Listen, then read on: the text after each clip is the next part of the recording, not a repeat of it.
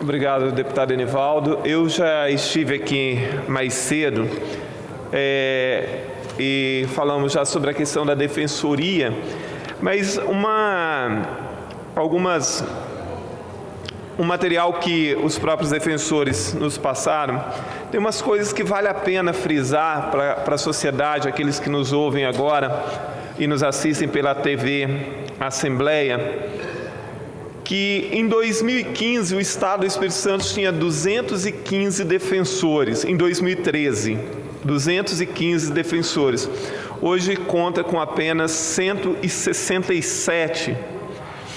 E que dos 78 municípios capixabas, apenas 26 possuem defensores. Ainda assim, no ano passado foram realizados mais de 500 mil atendimentos. Esse quadro da Defensoria do Estado é vergonhoso, sem contar a questão orçamentária. Em 1997, quer dizer, numa época em que os problemas eram menores, que a população do Estado era muito menor, a participação no orçamento estadual da Defensoria era de 0,44%. Em 2017 passou para 0,39%, quer dizer, uma redução para lá de substancial, quer dizer, com o aumento da população, o aumento dos problemas, diminuiu o número de defensores e diminuiu a dotação orçamentária. Quer dizer, essa é uma questão que não dá mais para adiar. Isso é fundamental. E aí, mais uma vez eu faço aquele apelo que eu já fiz ao governo do Estado que veja isso.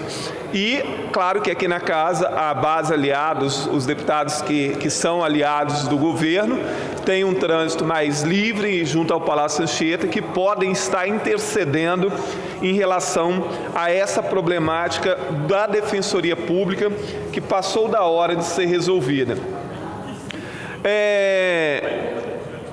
Ontem, no nosso pronunciamento aqui, falamos a respeito da situação de uma pesquisa que mostra que há uma percepção geral da população com a relação entre péssima qualidade de educação e violência, e a péssima qualidade da educação também com corrupção. Óbvio que nessa pesquisa as pessoas não estão dizendo que o único fator responsável pela violência é a péssima qualidade de educação, mas que a péssima qualidade de educação tem uma relação muito grande com a questão da violência e o aumento da criminalidade, assim como com a questão da corrupção. E é claro, nós já falamos isso em outras situações. Quando você tem uma violência crescente, como tem se observado no Brasil, em vários estados, e o Espírito Santo não é diferente, que você precisa de uma infinidade de mecanismos ao mesmo tempo. Não adianta uma atitude pontual e achar que aquela instituição ou aquela ação apenas resolverá. São relações que são conjuntas.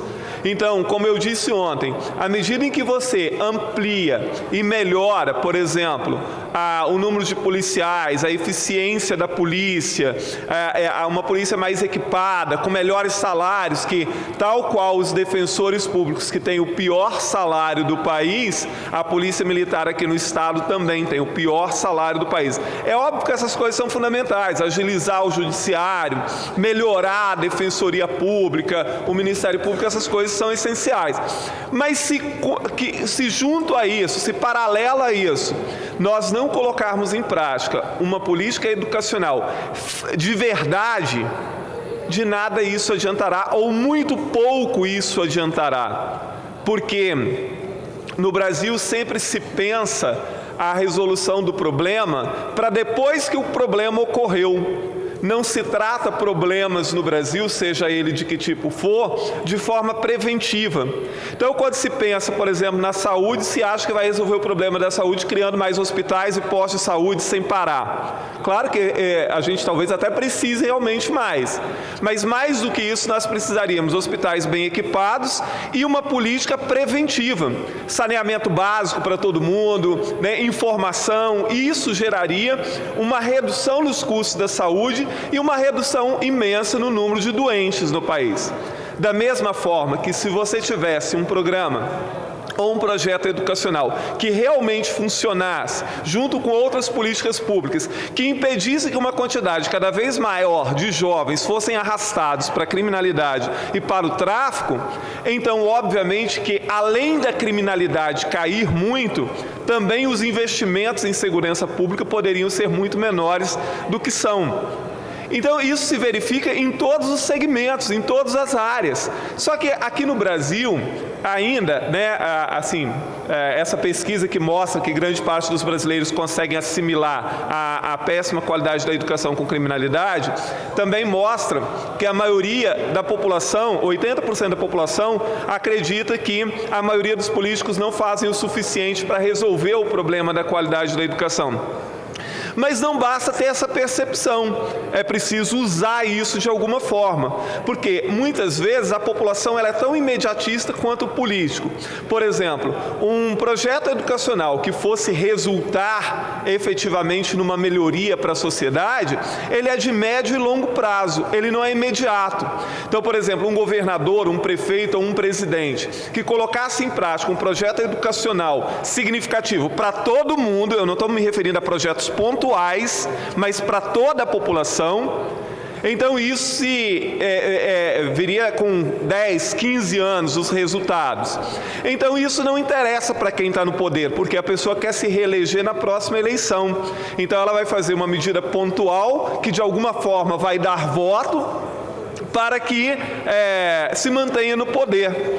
Ao mesmo tempo, a população ela também não quer ter a paciência e de entender que esses problemas não podem ser resolvidos do dia para a noite.